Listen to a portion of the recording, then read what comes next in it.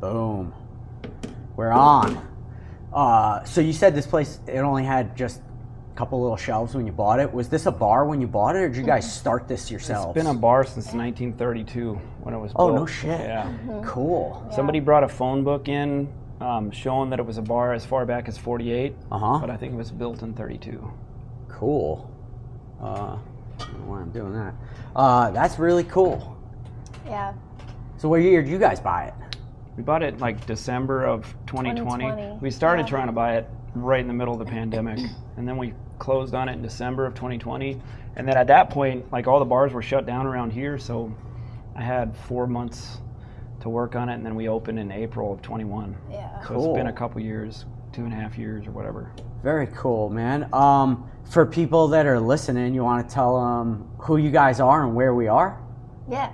I'm Kristen, and we're in Bad Moon Saloon. And I'm Chris. And he owns Fast Eddy Co. Yes. If you want some cool American-made tools, hit him up. And we're in Milwaukee. Yeah. Oh, yeah, Milwaukee. Yeah. And it's currently the 120th anniversary of Harley Davidson. Have you ever been here for an anniversary? No. Dude. No.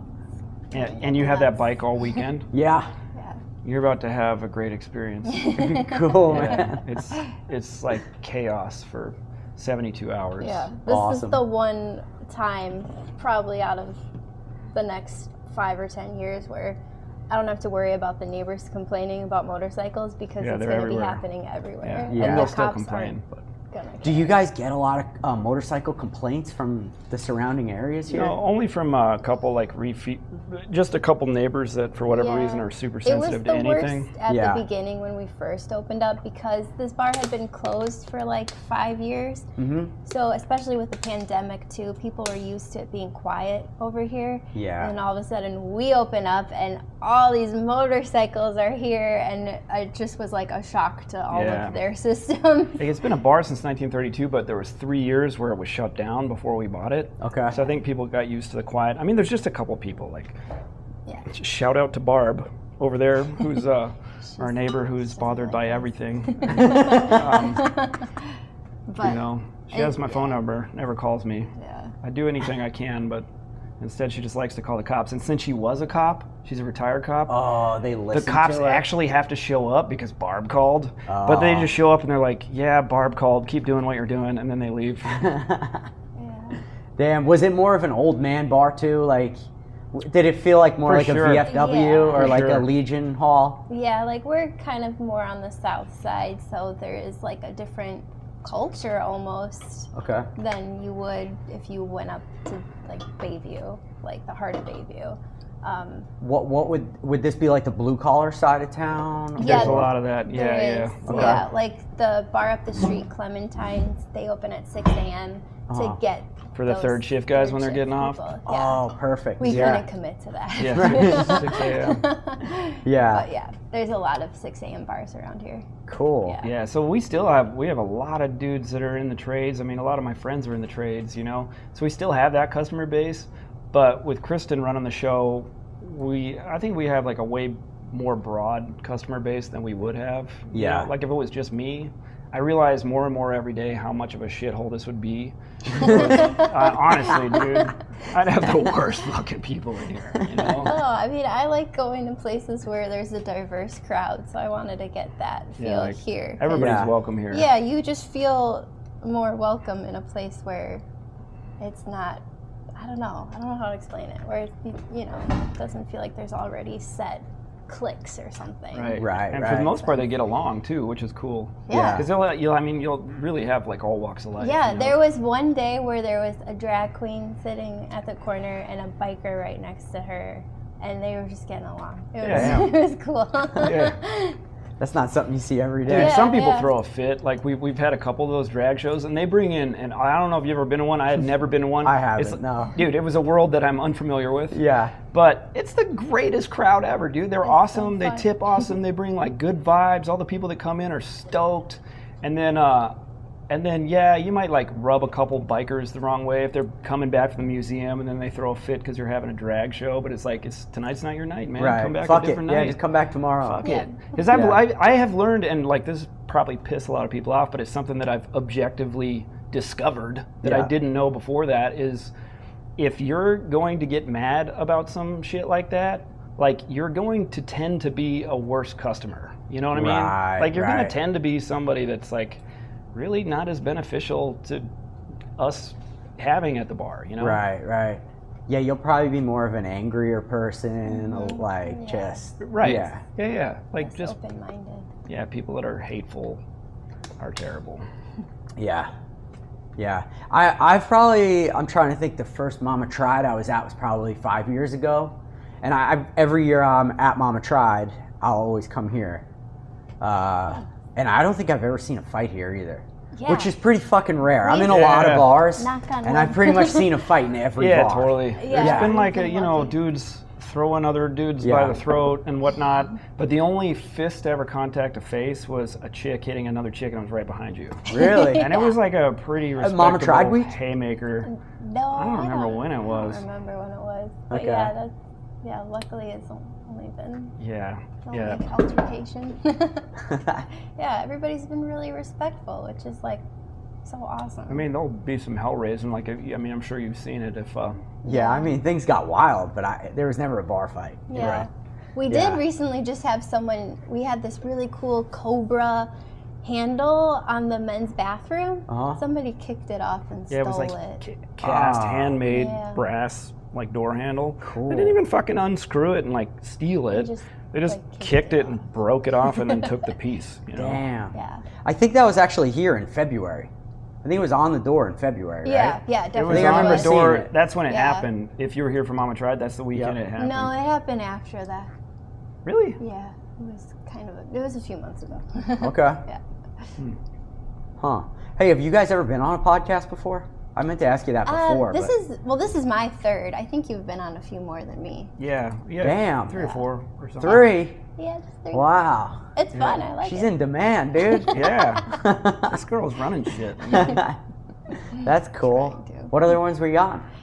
There's a local. It's 2 brothers. Okay. They call it the buzzword, and they just get really drunk with their guests. Drunk. It started at like 10 in the morning. They're the funniest guys. And we just talk about random things. They phone in random people and do like quizzes, and then the second one was Mama Tried. Yeah, Warren and Jeremy. Yep. Yeah. You didn't get in on that? Yeah, both of us. Yeah. Oh, okay. Okay. That Warren shop. It's cool. They're still doing them. I listen to some of those like. Sometimes, you know. Cool. Actually, the kid that owns this bike, he's on theirs right now as we speak. Oh really? Yeah. That's awesome. Yeah. They're all good. They're good guys, man. I love them. Yeah. It's like the best show. Yeah. I love it. And it brings so much business to Milwaukee, too, for like what's normally a really slow season for bars and restaurants. Yeah. So. Yeah, that Mama Tried weekend is like. Yeah. That's like huge. Probably fucking bigger than this anniversary weekend for you guys. I'm sure. Yeah, we throw a big party every time at Mama Tried. And, like our friend Kendall and some dudes from the East Coast, from Massachusetts, Jason Robson and Shane. I don't know Shane's last name. Hooked. Like they're just motorcycle dudes. They throw on this party, and it's like music that you wouldn't really hear in here, and it's just a hell of a good time. Yeah. You know, it's a good party, and it's always like the Friday before. Are you friends with the Easy Co guys? I've sold some tools to them. I don't really know them, but okay. They've made some funny videos. Yeah, he was in here during Mama Tried. Oh, rad. Allegedly. Yeah. Dancing without a shirt on. Sounds about right. It was ridiculous, dude. Just this year, yeah. Just this past one. I was also on Danger Dan's podcast once, and it was you talked about Loretta Lynn's thing. Yep. Which is awesome. Like Kristen said, we went to the first 2. Okay. And it was so fun because they didn't really have their shit together, which was great. Like the security was like family members of Loretta Lynn, you know. And I did a podcast with Dan, and there was like a helicopter over us the whole time. Oh, dude, I think I remember listening to. Yeah, it was. Yeah, I remember listening. It had to have been you then. Him doing. I remember when he did one of his outdoor podcasts there. Yeah, the helicopter totally fucked it up. Yeah, totally. Yeah. I remember that. I don't really remember the show, like, but if I were him, I'd be like, man, this one's not going on the air, you know? Yeah. He's great. I mean, I don't know, man. Dan's a little definitely got his shit more together than I do, but like we fucking just wing shit out there. Yeah, well, he does too. Exactly. You just gotta wing it out there. Right. Fuck it. Yeah. That's what I like about shows like that and this one. It's just raw. Like, we're not editing. Yeah. It's just a few people hanging out. Yeah. That's what I like listening to. I don't really want to listen. That's what I like too. Yeah. Like, I want a show that's gonna feel like real life, not some polished Hollywood bullshit. Yeah, like a scripted thing. Yeah. Dude, I got the sucked into the true crime ones. And a lot about I'm not going to talk about this, but just about like UFOs. UFO podcast sucked me in. Oh, dude, we could talk UFOs all day. No. I love Kristen not to talk about UFOs anymore. That should have been on the list. Yeah. No talk about UFOs. No, he's very passionate. No, just inquisitive, man. Like, just blown away by like the world we live in. Like 5 years ago, everybody who ever told the story I thought was insane. And now I want to apologize to some of them because maybe like 10% were telling the truth. I don't know. Yeah. They're out there. It turns out they're out there. Yeah, for sure. Take it or That's leave my one request in life before I die. I want to fucking meet some extraterrestrial life. And I don't even care if they kill me. I'd be cool dying knowing I get to meet them. Meeting them would be cool. I'd be satisfied just fucking knowing something pivotal. You know what I mean? That generations and generations prior didn't really have the good fortune to learn. Yeah. Like, I want to learn something important. It would be cool, even honestly, if like our government would just admit and tell us like what kind of contact.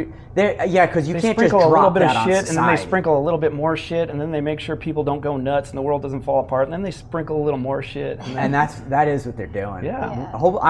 I hope before we die, we get the full sprinkle. Yeah. Yeah. I think it would change the world. Like, it would. Just knowing that there's another civilization out there, maybe they could teach us how to be better.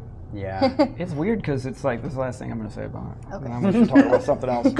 But this is like, so this dude came out like a month ago. It's been a wild month in this, if you're sucked into those podcasts, it's been a wild month because I just sit and work on engines and build tools and like listen to these podcasts on these like work tunes so you can get on the lathe and whatever, it's loud, you can still hear everything. And there's this dude that came out that was a Air Force intelligence officer, and then he was part of the UAP task force, so his job was to investigate this shit, which is exactly what he did. He had one of the highest security clearances you can get, and then he quit his job because it was going nowhere, filed an official complaint with the Inspector General of the intelligence community, and if he perjured himself, he'll go to prison. But what he laid out formally, like in the right channels, is what he discovered, that there are several he didn't say extraterrestrial. He was like really careful. He said non-human intelligence. Okay. As basically spacecraft from another species. Was this like a week or two ago? This is like a month ago. Maybe a month ago. But then, I think I remember vaguely hearing about this. Dude, why isn't that on the mainstream fucking news, man? It's like only the biggest story of all the history of the Earth, like not even mankind, just forever. It's like the biggest story. I mean, if he's telling the truth, like who knows? Maybe he's not. And it's all secondhand knowledge. And then, of course, conveniently he's not allowed to share all those details because they're all classified. Right. But, and then Marco Rubio, if you know who that is, senator from Florida, he goes on national fucking TV like 2 weeks later and says, yes, this dude is credible, what he's saying is credible, and people of equivalent or higher rank than him have told me the same thing. Wow. That so private aerospace companies and the U.S. government are in possession of several functional and non-functional craft. Damn. Yeah. Like, just fucking bonkers, man. It is, man. You know who Bob Lazar is? I was just gonna, yeah. Dude, I just really, that's what it comes down to for me, is like, I just want to know if Bob Lazar was telling the truth. That's what I want to know. I think it sounds like maybe he was telling the truth. He's one of the honest ones. I don't want to be a sucker, though. Like, I try to be objective, but he might have been telling the truth, man. I think that he, at the very least, has had the most honest and credible story of any he hasn't changed anything in 30 years. Yeah. And he's got like all of the, I guess, everything to prove it, like just like in terms of like how it all went down. Yeah. Like, I don't know, man. I don't know. I was thinking of the other dude. I forgot his name. He was on Joe Rogan though. Fuck. Oh, David Fravor? Commander David Fravor, the Tic Tac guy, or no? No, that doesn't sound familiar. Nah, he was the dude though that worked in this top secret lab Well, Bob Lazar was on Joe Rogan. Is that what you're talking about? Yeah, no, Bob Lazar is what the fuck was the name of the movie? Strange Encounters of the Third Kind? No, that was a Spielberg flick. So Bob Lazar was, I was thinking Bob Lazar's a real dude. He was 1980. That's the reason you know about Area 51 is because of Bob Lazar. He came out in '89 saying he's the one who made that rocket-powered Honda. Yes, right? yes. Okay. Yeah. So I'm confusing him with the dude they made that movie about. Jacques Vallée. Yeah, No. the French guy. No, He this was is an based on American guy up in Washington or Oregon, somewhere in the Pacific Northwest. Oh, you're He was thinking the logger that that got yeah, that was Snowflake, Arizona. Travis Walton was his Travis name. Walton is who I was thinking of. So yeah, Bob Lazar. That's why. I got. Yeah, that was a Fire in the Sky guy. Yeah, Fire in the Sky. That was the movie. I'm really botching up That's all a these compelling details. one too. But like, I'm always skeptical. That's what I mean in terms of the story. Yeah. Travis Walton, I would say, is the most consistent. He's like, consistent, but abduction story. He was gone for 5 days, and a bunch of loggers saw him get abducted. You know, so he had like 5 eyewitnesses, and then he just reappeared 5 days later with like 5 days worth of facial hair. You know, nobody knows where he was. But like, I don't know, man. I mean, maybe. I don't know. He's the most believable one. Yeah, but he also had seen, I heard an interview with him, and he's like, I saw another UFO like a few years later, and it's like, two? Right. Really? You get Maybe. 2? Yeah, you get 2. Where's mine? Dude, I've never seen one. What the fuck? Yeah, Bob Lazar, though, that's a crazy one. Yeah. But yeah. I mean, I spent my career around academics like that, and he can walk the walk and talk the talk, man. I mean, What did you do before this? I was an engineer at the motor company for 10 years at Harley. Yeah. Okay. Cool. Yeah. But I've been building bikes since like, I don't know, 2003 or something. Okay. Like that. So were you at the motor company before the twin cam was out? No. I didn't go to the motor company until 2012, March of 2012. Oh, okay. Yeah. Okay. Very cool. So would they have been developing the M8 yet at that time? Yeah, well, Was it just in the start of things? Yeah, I started before they had started even the groundwork on that. You know, it was a couple years I was there before they really started that. Cool. But you know, it's like 3 years of a lot of work to develop a new powertrain. Mm-hmm. But then there's conceptual stuff that maybe goes on for a year or two before that. If it's a brand new, from the ground up motor. Right. Yeah, I was always under the impression like 5 years is probably as quick as you could do it. Yeah. From start to. Yeah, from start to finish. Yeah. Yeah, it's in the neighborhood of that. Yeah. Pretty cool. Yeah, which makes you think like, I always think of it like that. Like they come out with the twin cam, then they come out with the M8. It makes you think like, because the M8, what was the first release year of that? In 17? It was in some bikes. Yeah, and then 18, it was in the whole lineup, 18 right? was in Softails. And that's when they consolidated like V-Rod, Dyna, and Softail into one platform. Right. Which pissed a lot of people off. Yeah. They always act like they don't see these this backlash coming. Like, yeah, I don't get it either. They were like, "Whoa, we never saw this coming." You know, like, Right. "Hey, oh, people are mad they got rid of Dynas." Yeah. Like they're really fucking popular, man. Yeah. Yeah, I think they did great with the Softails, but I think their biggest mistake was calling them a Softail. Yeah, totally. That was it's like such a and then fucking keeping the same model mistake. name too. Like, do you have a Street Bub? You got a Dyna Street Bub, or you got the Correct. Softail Street Bub? They should have really just changed it all. Yeah, maybe come up with a new platform name, or Yeah. I mean, like, and I'm not knocking the bikes because I worked on those bikes a little bit here and there on certain parts, Mm-hmm. and they're dynamically like awesome motorcycles. They fucking rule, dude. Yeah. They're so much fun to ride, and they handle great. Like that 93 FXR out there handles great. Not as well as those. I mean, they're really well designed, well engineered, well built motorcycles. You know, but still killed the dyno. Yeah. You know. Yeah. Got to own up to it. For sure. I was not one of the people that was upset that Dyna's gone. Oh, really? Yeah. Nah. I think they never should have fucking stopped making the FXR. Well, there you go. Fuck the Dyna. Yeah. But no, honestly, so I have a 2020 Lowrider S also. Oh, nice. But I always said, man, like that, I think personally that new Lowrider S is the best factory bike since the FXR Harley ever made. Yeah, it's a good one. You know, I know some people get all butthurt about that and whatever, but even with that being said, I'm probably going to sell it and just, I don't know, I'm just happy enough. Have you worked on FXRs them? and choppers? Like, have you worked on FXRs a lot? Or Tons. Oh, really? Yeah, tons. So you know, tons. I'm kind of known for the FXRs. Oh, really? Yeah. I'm like, yeah, for so sure. The FXR first dude I sat next to at Harley, he'd been there since like '74 or something. He actually just retired. His name was John Shands. And he worked on the Nova project, which is, I don't know if you know the Nova project. For sure, It was a god-awful looking motorcycle, man. Like Like four-cylinder Japanese. Totally. Yeah. But the fairing from the Nova project was actually what turned into the FXRT fairing. Okay. So that they saved that part of the development and kind of outfitted it for the FXRT. But that dude, John Shands, he designed a bunch of parts on that. So I was just, because I've always loved FXRs, like since... I had a bunch of friends in Salt Lake that kind of rubbed off on me when I was younger, and they just had the worst looking FXRs that I grew to like, you know? Yeah. Like a strutted, awful primer gray FXR with a NOS bottle and a 100-inch motor that just, went really fucking fast. But this dude, John Shands, he designed all the well nuts, like how the oil tank is mounted with those rubber well nuts. Yeah. Yeah, and then the circuit breaker panels and everything. Mm-hmm. That was all him. He did a bunch of stuff. It was cool to talk to. And then the original program manager for the 1987 FXR redo, he's like an encyclopedia on that stuff. It was really cool to talk to him. His name was Bob Leroy. I wonder, do you have the FXR Bazaar book?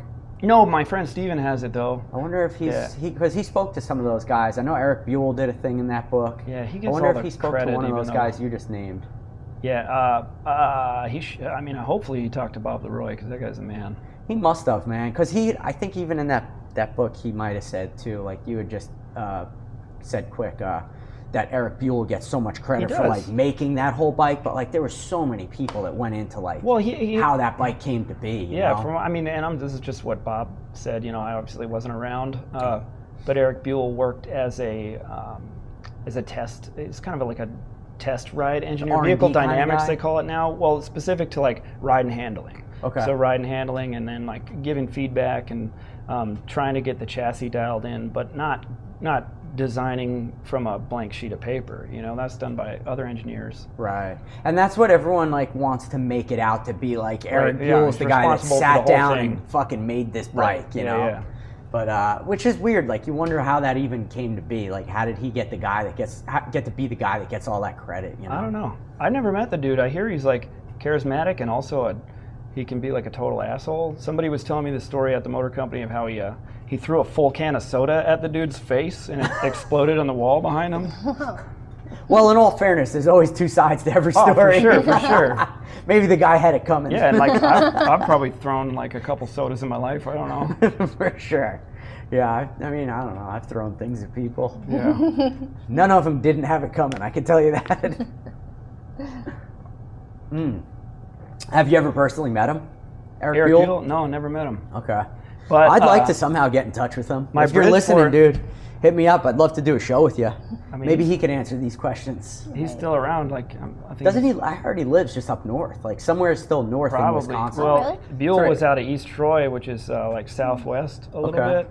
That's where they were, but I don't know where he lives. He might live up north, like a lot of people do. I've always heard he lives around here. Oh, we got someone at the door. I like the security camera. Yeah. Wait, who is that? I can go get him. You could keep on knocking, but you can't come in. It might be the Sheely Gas. Oh, sure. He does look like an official guy. He doesn't look like a patron, huh? Yeah, I think he's got papers. I wonder if he's gonna serve you something bad. What did you do last night?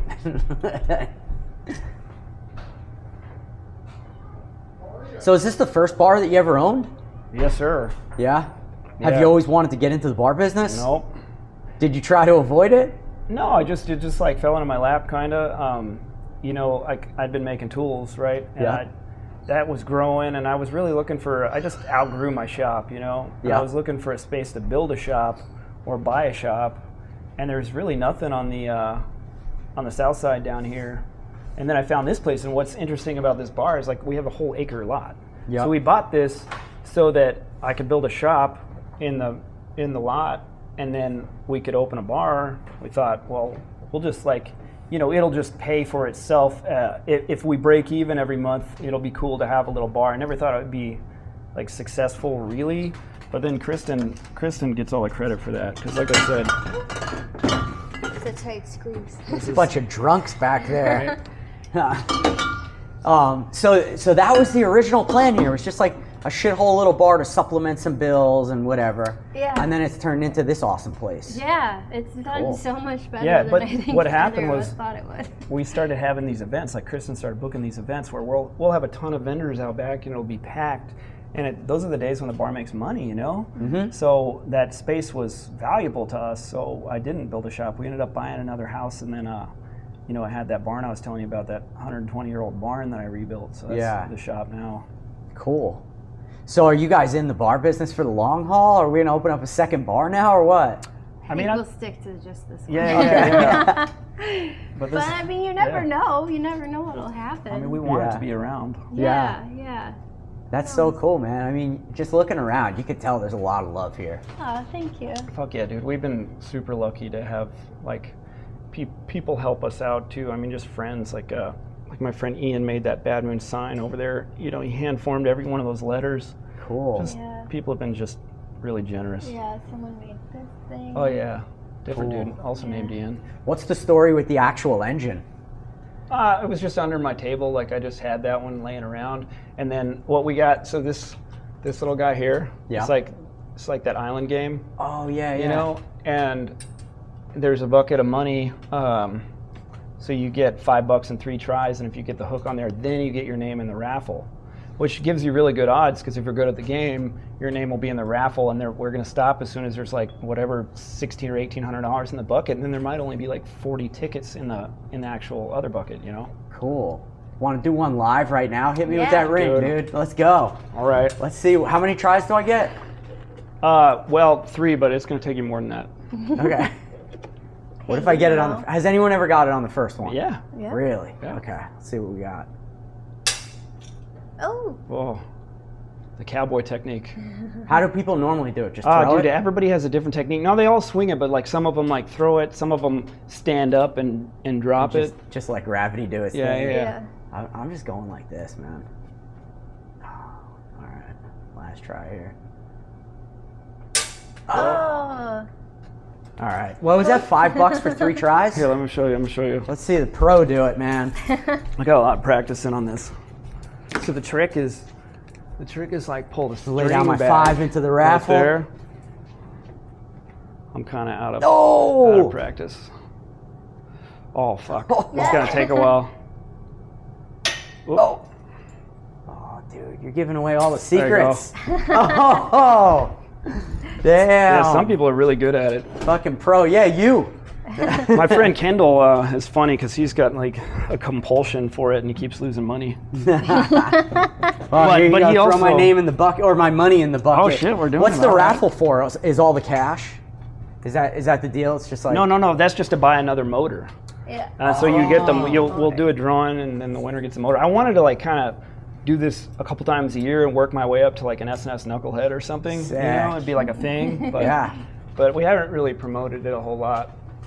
Cool. Yeah, but it's fun. I like it. Is there anything special to that engine? Or it's just a stock 80-inch? Yeah, just like 1998 Evo that's never been cracked open, I don't think. That's pretty cool. Even the rivets are still there for the timer. That's awesome. Yeah. I mean, that's the best motor ever made. Pretty much. Fact. Yeah. That's what I got all my miles on, is mostly Evos. Yeah. I mean, there's things about like twin cams and M8s that are great too.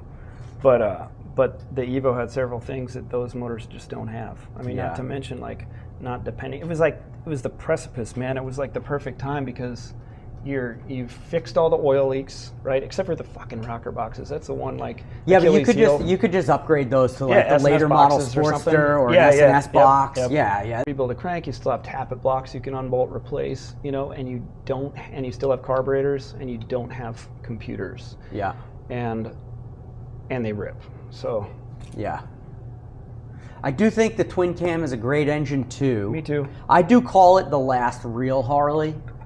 I know a lot of people say the Evo, a lot of people say the Shovelhead. It's not so much the motors that that aren't real Harleys anymore. It's the other stuff. Like I wonder in 30 years from now, will people be restoring their parents or grandparents' motorcycles the way they? Because I think twin cams they will. Sure. I think the M8 bikes are like, it's like a new fucking car. It's like, well, like later twin cams are like that too. I mean, they still have like, you know, TPMS systems that are like, how are you going to restore that, or you know, TSSM security and turn signal modules that like plastic parts, you know, electronic modules that you might not be able to get in the future, and things that it's not like a knucklehead, you know. Well, I think the future for them is like carbureted bikes and like twin cam choppers and shit like that, you know, or just like the carbureted versions of twin cams, the earlier stuff, or. There was this German company carbureted in an M8 when it came out. Dude, I have that system, Altman. I have an M8 drivetrain too for an M8. Really? I want to do an M8 FXR. Yeah. When he first did that, I saw it online, and it was a cool. It sounded really lopey and awesome, you know. And then he just showed this like tub of 75 pounds of wire harness. Yeah. Basically, take all of this and throw it away. Yeah, I would like to build a twin carbed M8 for an FXR, and I'm going to use his ignition. Would the carburetors be next to each other? Would they be on the same shared manifold, or? Yeah, so my plan is going to be to basically buy an aluminum manifold, like an S&S manifold, and cut it somewhere in the plenum, and then weld on my own and make my own dual plenum for it, for like twin 42 Mikunis or something. That's the plan for an FXR. Man, when we were in Japan, I was trying to think of the name. Such a giving cool away shop. all my secrets here on air, dude. Yeah. What the fuck? There's this dude in the shop in Tokyo that they cast their own heads for. They'll do XR kits for Evos, Evo Big Twins, Evo Sportsters, and twin cams, and he'll set them up in a couple different ways. Like he calls it, well, it's like two front heads, like an XR. You know, pipes coming out the front, carbs out the back. And then he'll also do what he calls a robo head, which I don't know if you know the John Harmon 120-inch shovels. No, but I've heard of like Harmon girders and stuff like that. Yeah, in his later years, he made like 100 of these 120-inch shovel heads, and the heads. 120-inch shovel Yeah, head? dude. Yeah, Wow. It's like 4 1/4 bore or something. It was wild. Damn. Yeah, there's only 100 of them that were ever made, and I know like one dude that has 2 of them. Wow. Dave Polgreen told me he had 2 of them. I would Did love he one of those keep things. cast iron cylinders? I just wonder how good it would do with the heat. Yeah, I think they were cast iron cylinders, but he had them made. They might have been like made by Axtel or something. Looking. Yeah, but the cylinder bolt pattern for the heads. The flange spread had to have been bigger, right? Yeah. Oh yeah, everything was bigger. Pinion shaft was longer. Lifter blocks were moved out. All that stuff. It was like a bigger motor. Cases were wild, just bulletproof. You know. Yeah. And then the barrels and the heads were, you could switch directions, and then the rocker boxes would still mount so that the push rods and everything would line up. Wow. So you could run the carburetor setup like the robo head style, which is like, say, your rear carb coming out to the left from that, and then your front carb coming out rearward to the right from the front. Yeah, both head. of them Yeah, rearward. so it's just kind of like an X shape, you know? That would be so cool for and a chopper. That dude in Japan is making M8 heads that are set up like that. I don't know if he ever came out with them, but I don't know. I was just trying to look him up. Sunset or Sun. It's like Sun something. Oh man, dude, such a cool guy. Dude, do you know who Eric Allard is? Yeah, Customs? he's awesome. Did you see the fucking He bought M8 Morris head? Magneto, dude. Yes, I was like, I hope I hope somebody doesn't buy Morris Magneto that should not have Morris Magneto. No, the perfect guy. Yeah, bought perfect it. guy. Yeah, got it, dude. yeah. That's awesome. Yeah. But did you see the M8 shovel head that he built for Born Free? Yeah, I saw pictures of it. Fuck, Yeah. dude, crazy. Dude, he's always kind of gone his own way, and I respect it, you know? Yeah, he's one of the wildest builders. Yeah. I love him, man. Super nice dude, too. Yeah, so cool. Man, you got anything in the works? Building anything new? I built 5 pan heads motors in the last few months. Okay. For people, but they're pretty much for people that I owed favors to. I don't build too many unless I owe somebody like a lot of favors. I just finished the last one, dude. I just finished the last one, so now I'm. What are you giving all the Jack Daniels away here or something? What's going on? Like I said, lucky like friends. My friend Brian, or our friend Brian Redmond, he does this job for the Mama Tried podcast, or he sets Geared Science. Yes. Yep. Yeah. Yep. Yeah, like he's done a bunch of stuff for me, so I built him a 50 panhead motor. I've seen that on his Instagram. Yeah. Cool. Yeah. He used to work for Milwaukee Tools, so he had the hookup, dude. It was great. Cool. Yeah. So the Fast Eddy, you'll do stuff like that too, like work on. I work on motors so I can develop more tools. and kind of just, you know, life's a journey, man. I keep learning every day. Cool. Yeah, I definitely don't know it all, but I've been doing it for a while now. But yeah, just like, it's cool because when I'm building a motor, I have shitloads of tools, you know? And every time I use one that's not mine, I'll just make notes of what I like and what I don't like, and then develop something. Yeah. You know? So that's a bummer. You got to buy like the gym stuff first sometimes. Like, sometimes, yeah. Like you got to buy the competition and I got to no see knock. what you could do better. Gyms makes great stuff, man. And I still buy their like pinion shafts and sprocket shafts and crank pins and stuff. And, right. Like I have no need to buy any more tools because I think I have them all, or I have my own version. But like they make great shit, dude. It's just I just wanted Fast Eddy to be in a different, you know, have like a different set of features and benefits. Just like people be stoked. It sucks buying a valve spring compressor that's like a laser cut C clamp, you know, and you spent like $200 on this laser cut C clamp that like cost, you know, $14 to make. Right. You know, like I want to give somebody something that's the same price or maybe even a little less. That's like really built as well as it can be, you know. So you're like you want to improve. You want to basically, like, I mean, let's face it, at this point, almost every tool that's needed is technically invented, technically. You want to make the best version of... Yeah, I want to correct all the things that, like, drive people nuts about it. Right, right. And then, yeah, just make something that, like, people feel good about spending money on. Right. It's 100% American-made, and they can pass down, and they know it's going to last. And then they know, you know, like... as long as I'm around, I'm gonna, if anything ever happens, I'm gonna take care of that person, you know? Yeah, yeah. Like make it right without any bullshit, even if it's their fault, you know? Like one dude blew up a pinion gear puller, and then after, he's like, well, it's my fault. I'm like, what do you mean? And then after a while, he kind of confessed. He's like, yeah, I hit it with like a 700-pound impact and forgot to pull the pinion nut off before he tried to pull the gear off. So it was like, but I still sent him another one, you know? Right, right. It's always worth it, and people are stoked, and then they come back, and that guy's gonna tell 100 people, like, dude, I fucked this thing up, and he still just sent me another, you know? Yeah. Like, yeah, no big deal. Yeah. Yeah, that's huge. Yeah, that is awesome. Yeah, I have not purchased one of your tools yet, which is, there's a few after this I wanted to talk to you about, but I've got a lot of friends that have your tools, so they've been in my hands. Nice. And yeah, they are awesome, man. Like, you know, some of them have the little fucking labels on them or whatever. I don't know what you call those. Yeah, you know? little brass tag. Yeah, they're fucking awesome, man. Yeah. Thanks. And I try to put a lot of information on them too, and just like I said, just make notes and come out with something that works, and then change it. You know, if you can make it better, make it better. Yeah. I got a bunch. If you work on twin cams, I'm about to come out with.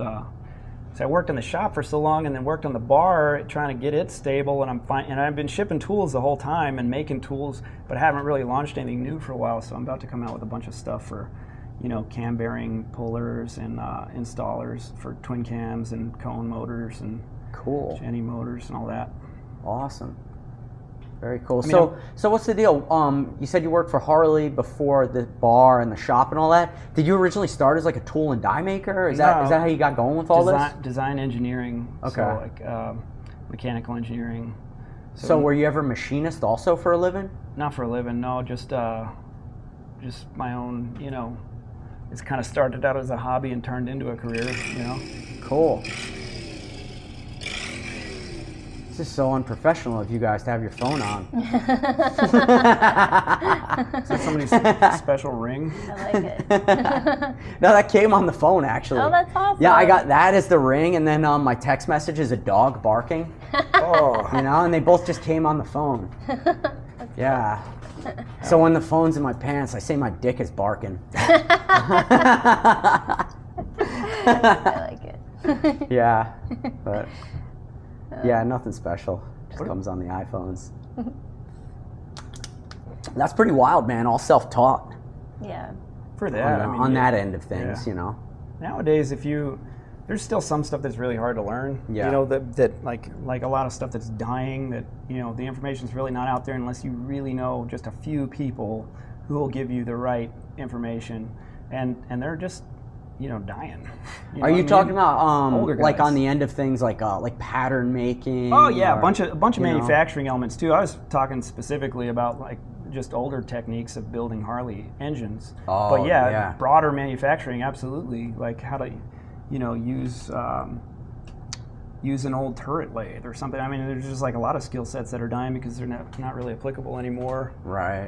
But is everything you do manual machine, or do you have some automated stuff? I still make some stuff on manual machines. Okay. In my shop, I always make prototypes on manual machines. Okay. But no, I'll do CAD design and make prints and make prototypes and tweak them, and then, come up with a print that has dimensions, tolerances, material specs, heat treat, surface finishes, the whole deal, and then seek manufacturing. Yeah, well, I work with one dude a lot, Tavis Fryer. He's great. If you need some parts machined, he does a lot of fast Eddy stuff, and he's really awesome. He's an hour and a half away from Milwaukee, and great dude. But then I'll inspect all his stuff. I do all the welding in house, like some of the machining, and then all the heat treat I'll take to a different company, and then I still do all the blasting, all the Cerakoting, all the assembly myself, packaging, and then all the shipping, all of that. Yeah. Wow, cool. So where's the name Fast Eddy come from? My dad. My dad's name was Ed. Okay. Yeah. Cool. Good guy.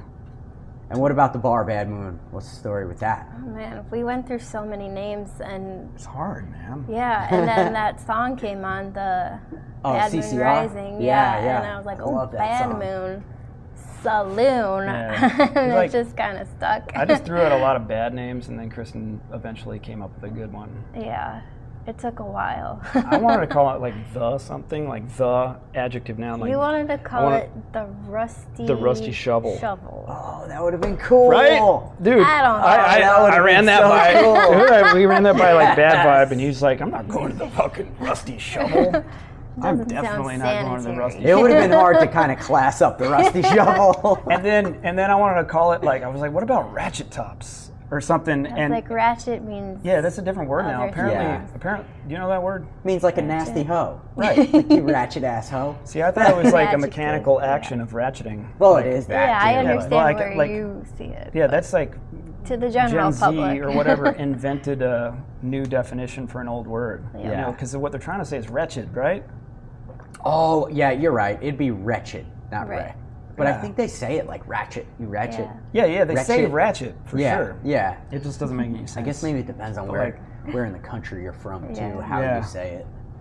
Yeah, like where you're from, it's hard to understand people. Why do you speak so clearly? Because I spent so much time upstate New York too. Remember, I told you the only place I haven't lived is like in New York City. I've always lived outside or upstate or whatever. You know. How do you feel about pizza? Oh, dude, I'm the pizza king. Yeah? Yeah. New York style only? Oh, yeah. I don't eat pizza when I leave New York. It's just all disappointing. Yeah. Yeah. I fucking love pizza. That. No deep dish for you? No, so, all right, there's like, there's two major cities in America that I've never been to, and I've been all the fuck over. Yeah. I never spent any time in Chicago or Philly. Okay. But when I go to Chicago, I'll definitely put that deep dish to the test. Yeah. Yeah. It's not bad. It's just very filling, because it's like... Yeah. So thick. So much bread. Yeah. Too bad you're not drinking, because I would give you a shot of Malort right now. That's another item from Chicago. That's like, have you ever had it? All my friends tried it. Oh, really? Yeah. It's so bad. Nah, dude. The kid that owns this bike. Yeah. He's like Mr. Malort, dude. Mr. Malort. He's got fucking Malort fucking Hawaiian shirts and shit. Really? He fucking loves Brand it. loyalty, dude. Loves it, dude. I saw somebody with a license plate the other day that said Malort. No way. That is commitment. Oh my God. It's so funny how they can succeed though, because their marketing is like, it's tasted, it's terrible, you know? Yeah. And then it works. I love it. I mean, it is terrible, man. It's pretty shitty. I gave two guys a shot of it yesterday that had never had it. How did they take it? Not well. That's one way to really how should I word it? Like offer your generosity, but also not give away product. You'd be like, how about may I interest you in some free Malort? No, people would be like, nah, I'm good, dude. If they haven't had it before, if they really haven't had it before, I'll give it to them. Oh, they get all excited. The only price is you got to tell me what it tastes like. Right. Yeah, get some interesting responses. Right. Dude, one of our bartenders, Lex, I tricked her into taking a shot of it, and she got so pissed. Like immediately pissed. You could tell like right when it hit her lips, but she had swallowed it right away, but like you could see it in her eyes how angry she was because she knew that it was not bourbon. Did you tell her it was bourbon? Yeah, like she just figured I poured her 4 roses because that's what she drinks. You know? Oh my god, dude. And, she got him back though. Yeah, I hope so. Yeah, she ended up doing the same thing to my brother when he was in town. Funny. Are you guys both from Milwaukee?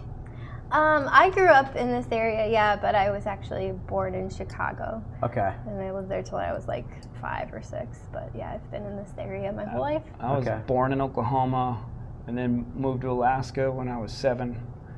And then left there 3 days after I turned 19, moved to Utah for 12 years, and then I've been here for almost the same. Okay. Yeah. Oh, you said you ran around Salt Lake City for a little while. Yeah. That's cool. It's a fun little town. Yeah, it's all right. It's got its quirks. Yeah, yeah. I mean, I definitely miss having like a 3-dimensional world to live in. You know, yeah. Mountains, and Milwaukee's really flat. Yeah. And then the roads, there's certain things about it that I miss. We have the lake.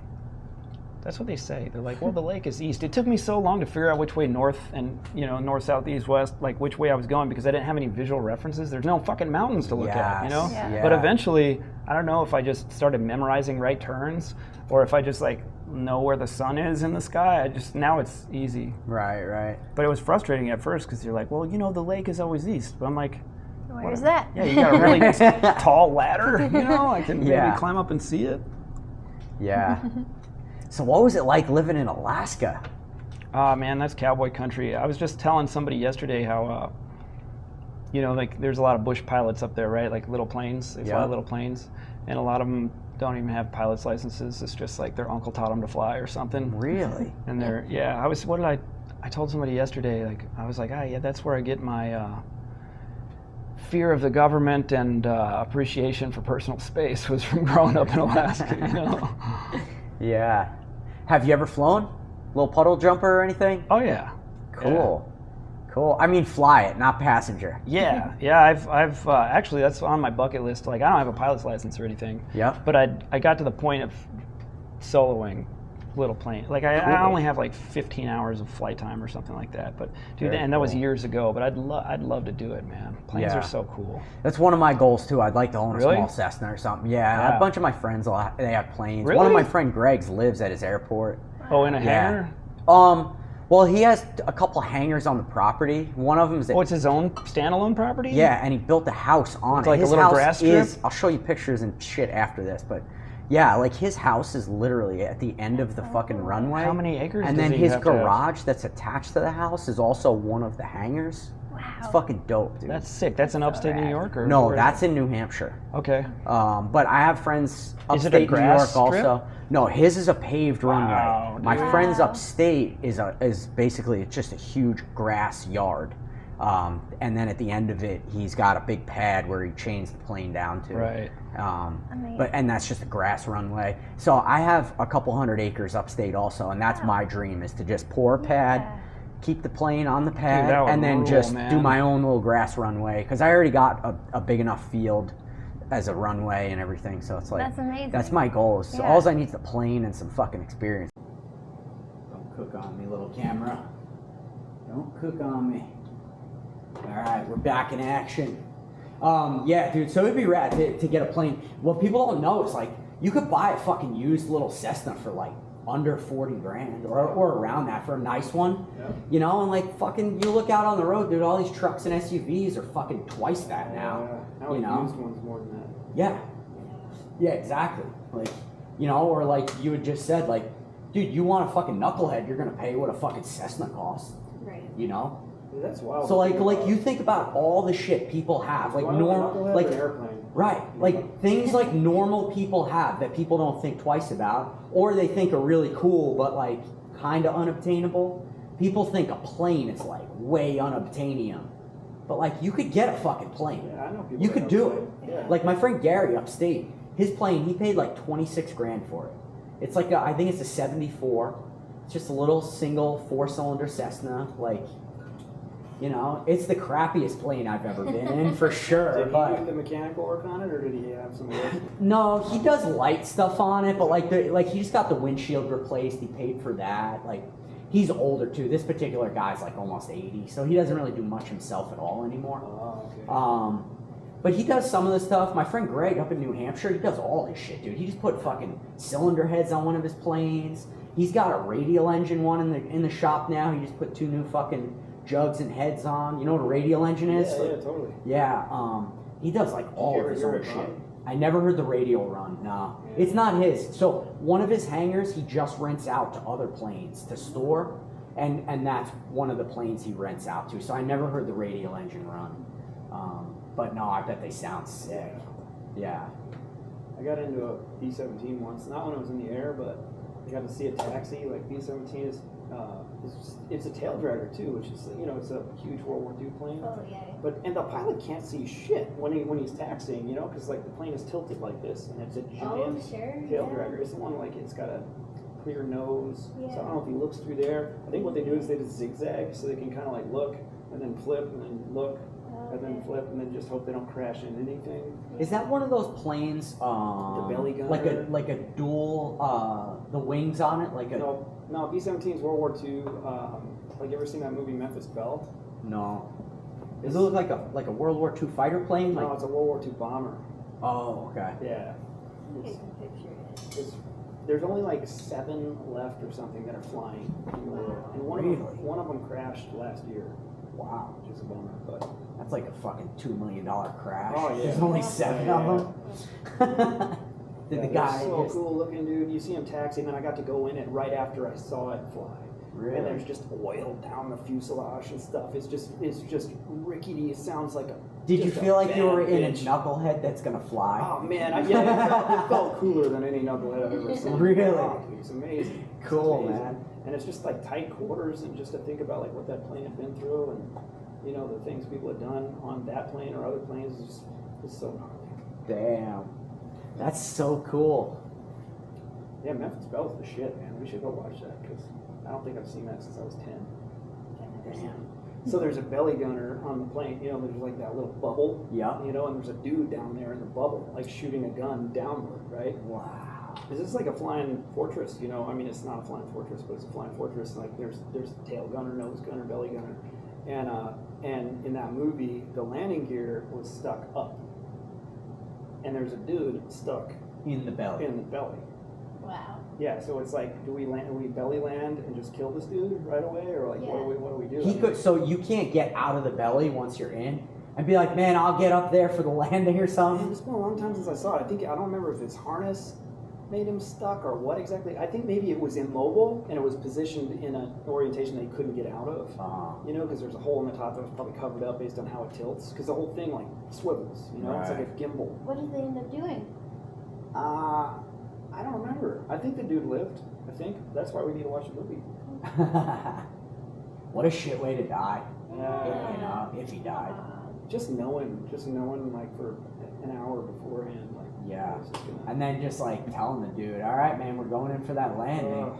See you later, buddy. God damn. Yeah. Thank you for your. That's why I was glad to hear that those people stuck in the submarine, that was like instantaneous. Like they weren't just suffering in there. Yeah, that was probably like a half a second of terror at most, and then just boom, you're dead. Yeah. That submarine thing's a wild one. Yeah, because it's 12,000 feet down, or the Titanic was 12,000 feet down. And like naval submarines, you know, because they're bigger, right? So pressure is a function of surface area. So like more pounds, if you have more square inches, that's more total pounds, like bigger force on the thing. So is that why they wanted to make this thing as small as possible? Yeah, it has to be small, and it has to be like the strongest shape would be a very small sphere. You know what I mean? Yeah. But like you're talking like a naval submarine, like a nuclear submarine, that can only go like 2,000 feet down maximum. There's so much fucking pressure, and those things are so big. That means way more force. Right. And this thing is trying to go down 12,000 feet. So you got balls of steel to try to do that, man. I don't know. It's an atmosphere of pressure every 30 feet in the water, you know? It's like the, what somebody said on the news, it's like the Empire State Building made out of lead on top of you, you know, if you're all the way down. Jesus. I wonder what the deepest anyone ever actually dove to, right? Because like if you're just in the ocean, and you're deep diving, like with traditional, wouldn't the scuba? Pressure eventually, scuba or like the regular recreational license, you can go down to like I think it's like 120, 130 feet. Okay. And there's commercial divers that'll go down without like bubble suits or any special apparatuses. They'll go down to like 300 feet. Oh, so that's what you'll need is a suit that like keeps the pressure off you at a certain point? Yeah. If you're going to go deeper than that. And then you've got to deal with like decompression sickness, the bends. Right. You know, which could kill bubbles. you. Yeah. If you ascend too fast, it can kill you. Right. There's a bunch of shit. What'd you say about 300 foot is how you could go just like raw dog? Yeah, I think that's like the deepest any commercial diver would go is like 300, 350 or something. Okay. Man, I'd love to talk to someone who's done that. Like, what must that feel like on your body? Right. Just black. Yeah. Just in the darkness, you're probably scared the whole fucking time. Yeah. Fucking whale or a shark can just come up and scoop you up, man. Keep your fingers crossed. Yeah. Yikes. That's got to be the scariest fucking thing on Earth is just in the dark ocean. At least you can pee yourself, like, without feeling bad. I mean, if no one's looking, I'll do that on the surface. Yeah, voluntarily. And I won't feel bad. Yeah, have you ever been to the Wisconsin Dells? No, I've never even heard of that. It's a What is that? water park town. Okay. Yeah, it's Okay. like the Chuck E. Cheese of Wisconsin. Yeah, it's full of pee. Oh, yeah. Oh, dude. Every water park there, full of pee. Yeah, it's just super salty. Mm. Don't let it get in your mouth. There's a bunch of casinos and stuff up there too. It's like our. It's fun. It's a fun place. Yeah. That's hilarious, man. Yeah. So, do you ride? No, I have a little moped though. Okay, that counts. Yeah. I kept saying, "Oh, I'll get my license this year," and now it's just like. But she tells me which way to go. Oh, nice. You know. Yep. Nice built-in GPS. I want to go full old man and get like one of those headsets because if we're on a freeway, I can't hear what she's saying. Yeah. She'll be yelling at me, and I'm like, I have no idea what you're saying. You know. That reminds me, I totally forgot the intro and sponsors. Yo, this is brought to you by Lexan-Moto.com. If you want one of those intercoms, go get them at Lexan. Code word crazy, 15% off. Look at that. It's not Athletic Greens like all the other podcasts. No, not yet. I'm not that big time. AG1. AG1. It used to be super unhealthy. Get all your vitamins. Yeah. Maybe. One day when I'm as big as Joe Rogan, I'll pick them up as a sponsor. Or it's BetterHelp. Like, yeah, BetterHelp. Like, are you having suicidal thoughts? That'd probably be more of my demographic. I'll probably get them long before AG1. Right. Yeah. You know you're made it if your podcast has AG1. It's like when you see a skateboarder wearing like a Red Bull hat. Right. Oh, that dude's got some money. Right. Yeah. Or Monster. Yeah, or Monster. Yeah. But like, I am working on some bigger sponsors. I'm waiting for some to email me back. We'll see. I got some cool ones so far, but I don't know. We'll see. Maybe Harley will sponsor me. Hey, there you Maybe go. if I stop acting like such an idiot, they'll stand behind me. Yeah. You got to really shape up your act if we're going to stand behind you, kid. At least until that person gets fired or gets a new job, and then they change to another person, and then that person says, "No, we're not doing this." Right. You know. Lots of turnover. I need to really I need to befriend a real heathen in Harley. Get me in the door there. There you go. Maybe if they do get me in the door, I'll just immediately be like that asshole, and I'll be like, "Have you guys considered bringing back the FXR? Just fuel injected. Just fuel injected." Yeah. That would be my ultimate dream if Harley like just brought the FXR back. But I mean, in all fairness, they'd have to have like an M8 in there and fuel inject it and all that. But like, don't you think that would sell like hotcakes? Of course it would. Yeah. Even if they only made like 1,000 of them. Yeah, I mean, they'd fucking sell out before pre-order. And the weird thing is, like, you've known this for like, I don't know, about 12 years or something, that this trend has really been booming. Yeah. So it would have been, a good way to make a lot of extra revenue. Yeah. Even in the twin cam days. Yeah. But at least they got into adventure touring. I mean, the Pan Am's really done pretty well. Someone had told me that in 2022 it was the #1 adventure selling bike. Dude, it's competitive. Above BMW. They outsold BMW in the adventure category. It was rad. I got to ride a bunch of competitive adventure bikes during that because I never ridden those kinds of bikes. So like BMW GS Adventure, Honda Africa Twin, Multistrada, Ducati, and a bunch of others. Yeah. And it's just like a weird world for me that I wasn't really familiar with. Did you ride the Pan Am in there also? I never got to ride because I left the motor company before those were out. So they had just come out with like rideable prototypes at the time, really? So I never got to ride one. Cool. So you saw that thing way before the public, huh? Years and years before, yeah. That's so cool. Do they have you guys sign like non-disclosure agreements? Yeah. Like so you can't obviously when you just go blabbermouthing out there. Yeah, while you're an employee, you can't really talk about that stuff. Yeah.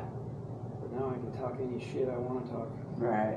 Well, so when you saw the Pan Am, what was the buzz around the factory at that time? Was it like this is going to either be something that never gets to the market, or like were you guys thinking that it was a dumb idea? No. Anybody who like really investigated that space, you find out it's like adventure touring riders, they don't have like brand loyalty. You can't rely on the fact that it has a barn shield on it to sell it. Like it's got to be a good bike, right? Because they'll have like if you have a GS Adventure, you're not going to buy all BMW accessories the way a Harley person does, right? You're going to buy like this brand of navigation unit because it's the best one, and this brand of fucking cup holder or whatever because it's the best one, and this brand of saddlebags because they're the best, Right. So if you're going to come out with accessories or like original equipment you want people to keep, then it's got to be good.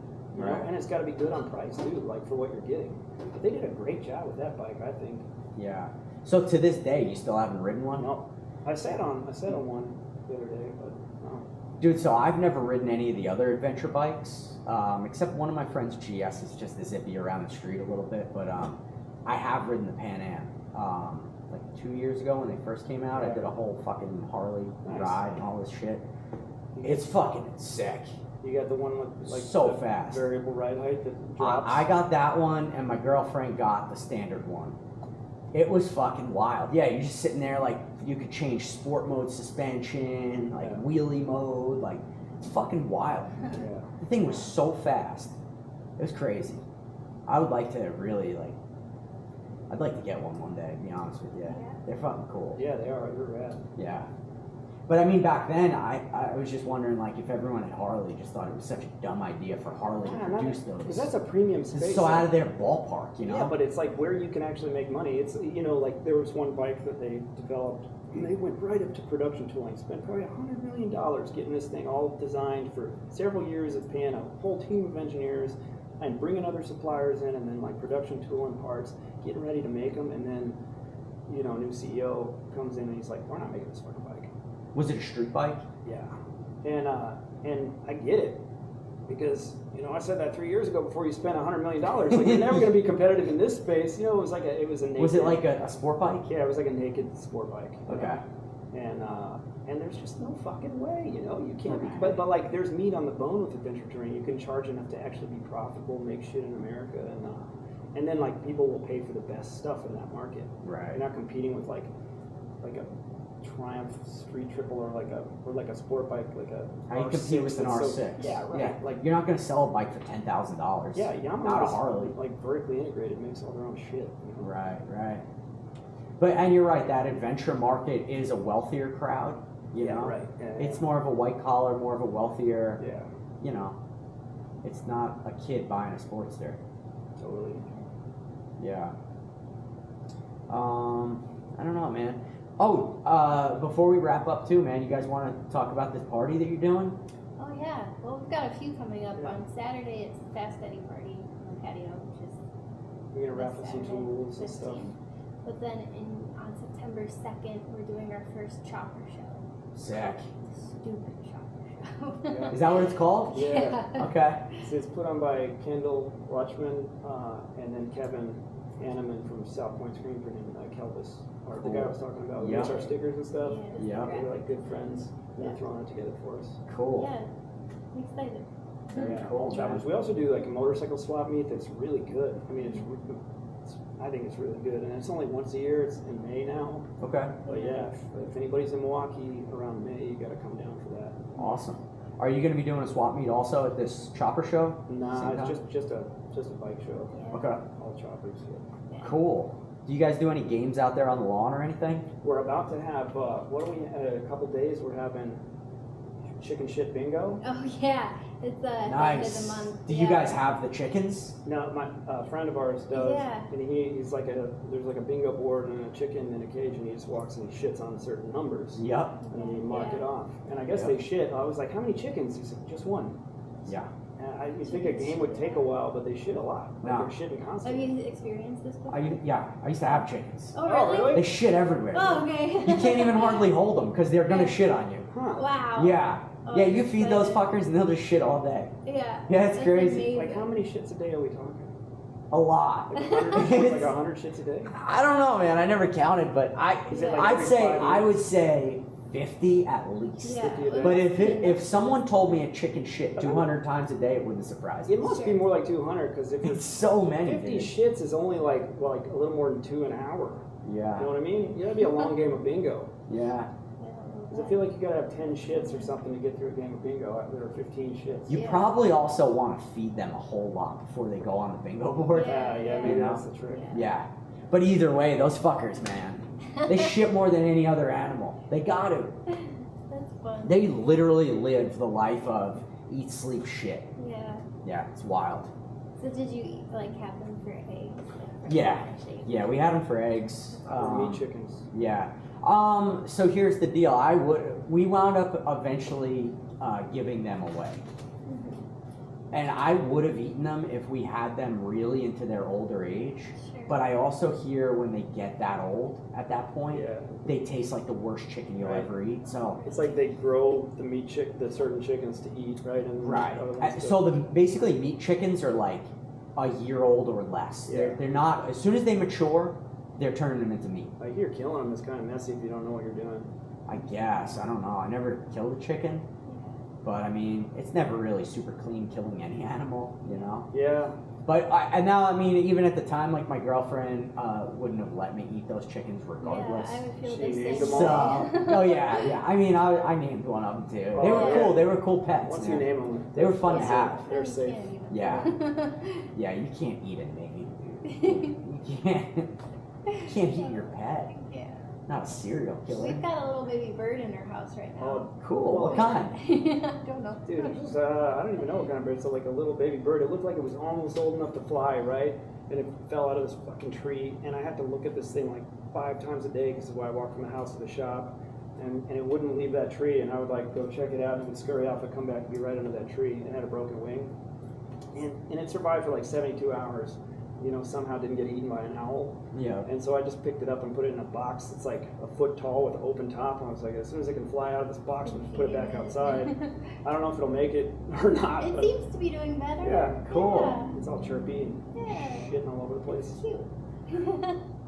That's cool. It's just like a little brown Tweety bird that's in your yard. Like black and white, yeah. Yeah, it's like Cool. not like a magpie though. I don't know. Very cool. Not a We'll let bird. him go. Yeah, I'm not a birder either. You gotta get up too early, dude. Yeah, exactly. We have big trees though, so like they start chirping at like 3:30 in the morning. Yeah.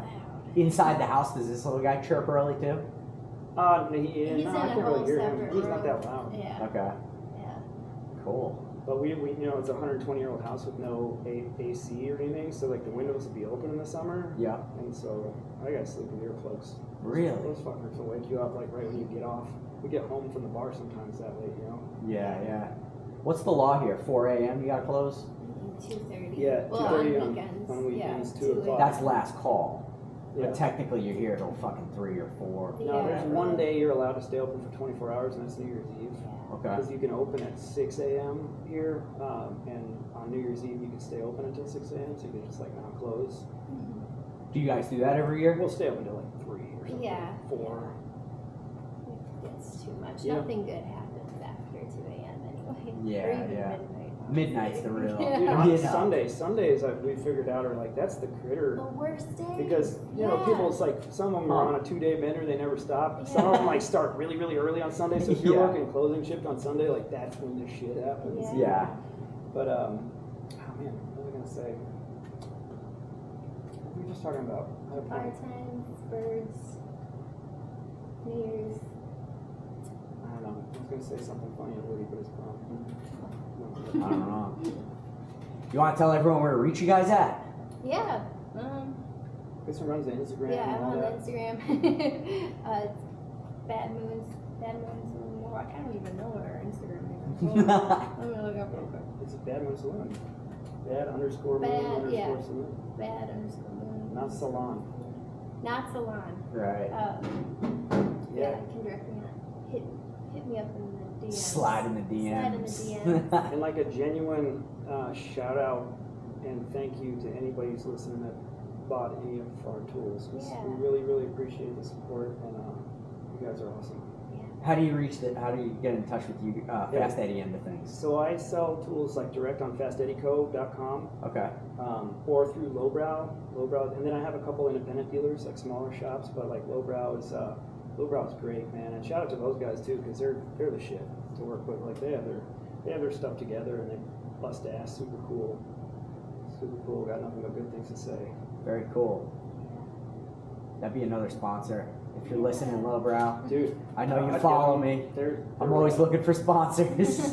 Yeah. Tyler's cool. I mean, they're really generous with product and stuff too. So maybe they would, because like if you build a bike for Born Free, they'll give you a bunch of stuff that's like Lowbrow branded. Yeah, I just did a ride that they sponsored. We got a bunch of cool Lowbrow stuff. Honestly, I know I'm making jokes or whatever, but I am gonna reach out to them. Yeah, you should. Yeah. Dude. Yeah. Yeah, I don't see why they wouldn't. They support. They probably, of all these big companies, I would say, like, in the big company space, but supporting the grassroots of this whole thing. Yeah. Lowbrow and Builtwell really stand behind all this Totally. grassroots stuff, man. For sure. From the smaller rides to all the shows. It's They cool. stand behind a lot of podcasts. To see people like that do well, it's really awesome to see them, like, because what they've built, like both those companies, what they've kind of put together over the years, has been really impressive and really cool. Very much so. Yeah. Yeah. But cool, man. Nice note to end on, and we'll see you guys next week. And also, don't forget to hit up Simbita_custom_knives on Instagram. SimbitaCustomKnives.com. And thebumpshopbackroom.com for all of your Crazy Gentleman merch and all of Rodney's awesome vintage finds and cool old logo hats and whatever else. And his coffee company. Go support him. Go buy some coffee. Stay awake. See you next week. Thank you.